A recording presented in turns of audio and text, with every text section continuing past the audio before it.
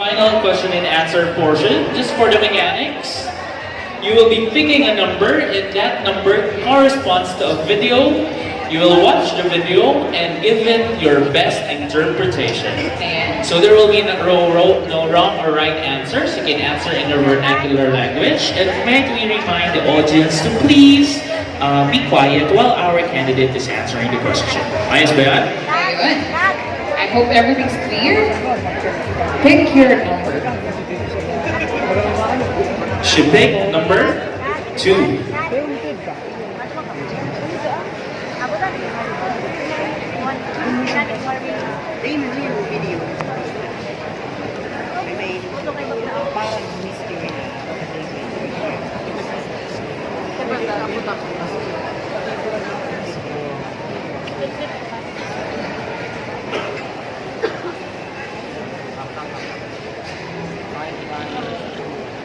Thank you very much for that very much timely and relevant video. I believe that what we saw in the video is a turtle and a sea that has been full of garbage. And those garbage has been polluted and deteriorated the ocean. And those are the reason why these turtles are on extinct. And I believe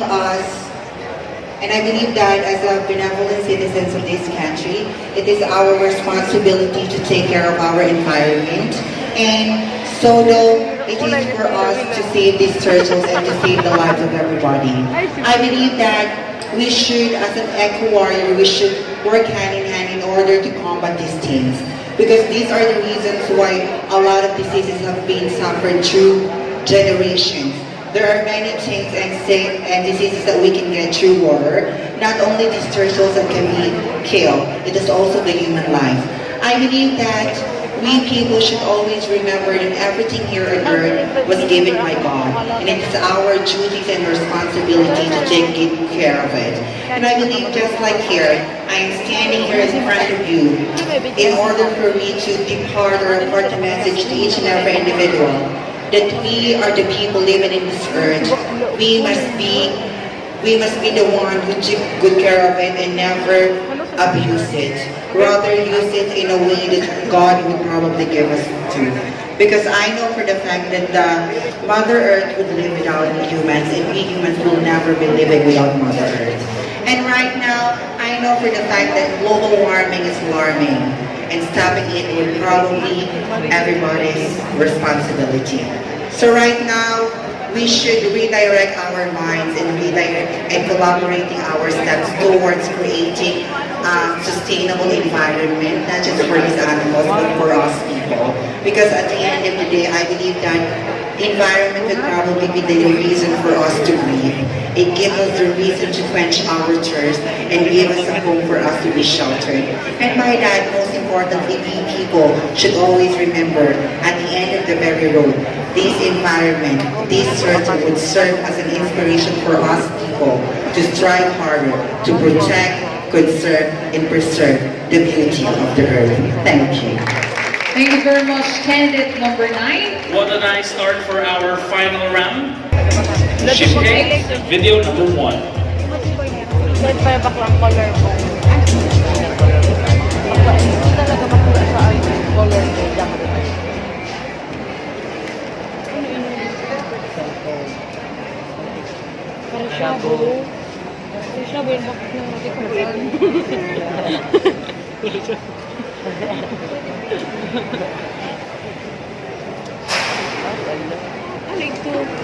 Thank you so much. The video really is about how we look, how we choose to look when we are in front of other people. Yes, we wake up as the children of God, the way He created us in the natural way possible, with our hairs not yet combed, with our eyes still with the mucus on it, and we still have something on our faces that there might be people who will be saying that we are ugly because of these things.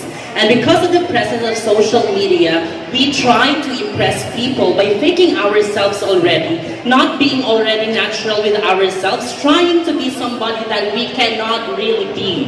because of how God sees us. But we people are being blinded by the fact that people may judge us in the social media, especially, that just one picture, a lot of people might say a lot of negative things about us. That's why we try to vary ourselves without already staying true to who we are. Pinipilit natin maging ibang tao, eto lang tayo. Why not just let people judge who you are? Because that is yourself. Because at the end of the day, who are you going to please? Is it the people who are looking at you at the single picture? Or at the people who looks at you in front of you and tells you that you are very beautiful no matter how hard you look at yourself? And when you stand in front of the mirror, you can say that yes, I may have imperfections, but because of these imperfections, I am a perfect son or a daughter of God. Hindi natin kailangan mag-pretend. Let us not hide behind the makeup. So just us to impress people. Because those people who are impressed by us when we are having makeup, those are the people who are just fake. But those who will stay by your side, seeing the natural person that you are, appreciating you not because of how you look, but because of what you have inside, those are the people who truly matter, and those are the people who should hold dearest in your life, because they are the ones who will stay with you no matter what. Magpangit ka man o gumanda ka man, naririyan sila. Pero yung mga likers at reactors mo sa social media, they are just there because they are addicted with social media. They are not there because they appreciate you as a person. They are just there because they like the editing of that picture. Show them the natural person that you are. Impress them with the natural talents that you have, and see who will stay. Kung sino man ang matira, kahit isa lang yan, yakapin mo at pakitaan mo ng totoo dahil siya, pinapakita niya kung sino siya para sa iyo. Let us not be blinded by social media. Embrace ourselves, embrace all the imperfections that we have, because we are great people. Thank you. Thank you very much. Candidate number 8. Number 5.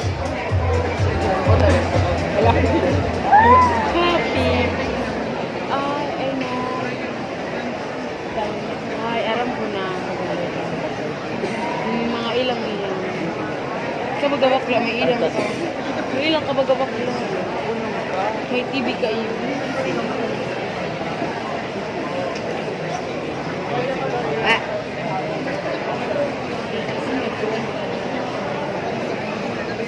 Judge ka ba dito? Sorry if I weren't able to give my answer. That is indeed a very heartwarming video. Why? Because I feel that I am related. Yes, those videos only shows the world that this particular world needs to change. Ladies and gentlemen, those people are special. They are with Down syndrome. But look at them. Look how they can be more faithful than us. Look how they can be more loyal than us in their work. So ladies and gentlemen, that is the same way that I have experienced in my life being a transgender. Wherein I cannot do the things that I wanted because people are judging me for what I can only do to the society because I choose of being a gay and I choose on doing these things. When people are creating norms that you can only do this, you can only do that, without just trying and doing some effort to really know our personality. Those special children are just like us. We deserve a space in this world. We deserve to be noticed and to be recognized the same thing as we are recognizing each and every man and women and normal people who are living in this world. If people will just be waking up one day, looking not on the status of our life, not on the color of our skin, not on our gender, and not on our special things. If we are being handicapped, we are blind, or we are disabled. If you can just look on the things that they can do and giving them opportunity to create a change in this world will definitely be a very wonderful place. My message to each and everyone, most especially to the mother and father who are here right now, to the leaders who might be watching, give opportunity to each and every people because you don't know how they can make your life change and make this world a better place for each and everyone. Thank you so much. Thank you very much. Can I ask you a question first before you answer? Ayan, ikaw ba ay purong dalagang Pilipina? Dalagang Pilipino at dalagang Pilipino. Okay, handa ka na bang i-interpret ang iyong video? Yes. Please begin. Alright.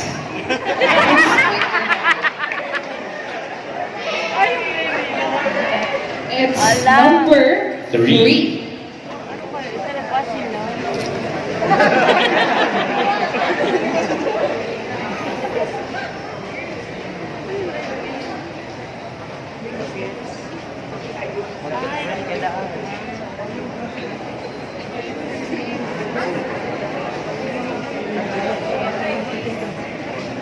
Social media.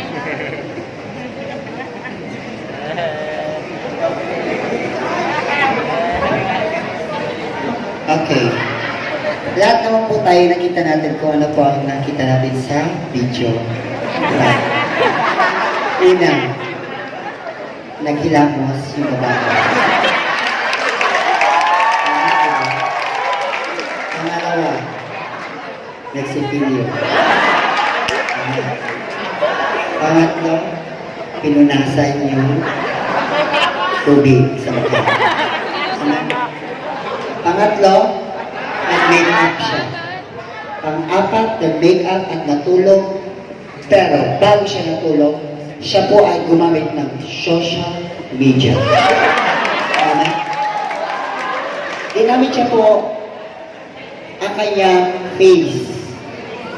Or ginamit siya po yung cellphone niya sa pagkuha ng picture niya at para makita niya po kung ano ang mukha niya sa camera niya.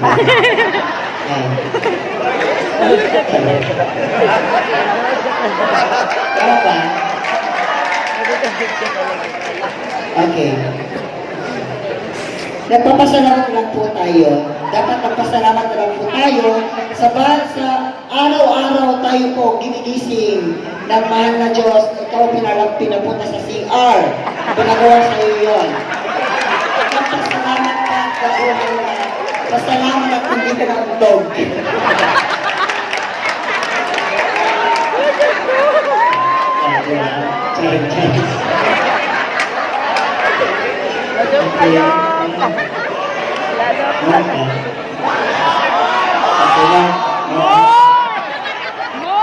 Okay, isa pa ang nakita doon sa video. May kasama siya? No, it's a boy. Nakita niyo yung boy ko lang. Yun po ang aking sagot na wala pong halong palabok. And thank you. Thank you very much, candidate number 11. O, diba? Ilibin. Ilibin.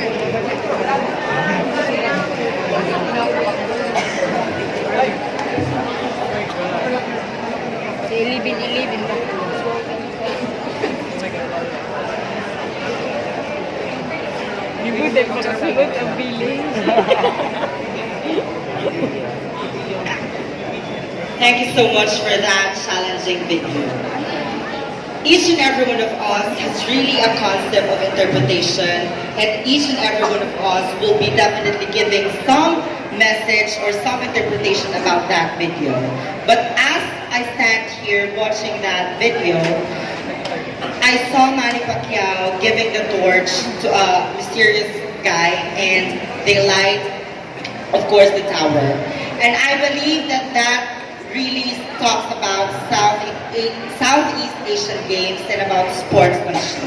And I believe that we, as human beings, especially as a Filipino citizen, we should always work hand in hand and show sportsmanship to each and every one of us.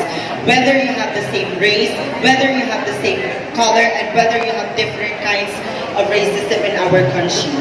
I believe that at this very moment of time, what we have to do is that we should always bring pride and equality to our own nation, the Philippines. Why do I say so? Because each and every day of our lives, we've been working and hoping so hard for us to be recognized in other countries and for us to be able to stood out with our own feet and with our own hands, realizing that the Filipinos as of today is really welcoming and is really good when it comes to sports. But I do want to realize that each and every day of our lives, we should always be thankful because not every day is Christmas Day and not every day would be so pleasing to the people. Because after all, if you bring pride and equality to your nation, not just your family will be proud of you, not just your friends, but of course your loved ones who are supporting you all throughout the way that you have. And I believe that at the end of the day, no matter what, no matter bashing, no matter how you're being discriminated by other people, as long as you're doing the best way that you can and you've had enough with your capabilities and abilities in life, you will definitely conquer the international journey with your life. Because after all, I believe that you as a person have the best capacities and capabilities that we have within your heart and within your mind. All you have to do is to trust yourself, be confident enough, because you as a person will be stooding up to those people who are bashing you and will be pulling you down. And after all, I know that you as a person will be confident enough if you have the best way that you have within your heart. Let's be confident enough to bring pride and equality to the Philippines. Yes, thank you.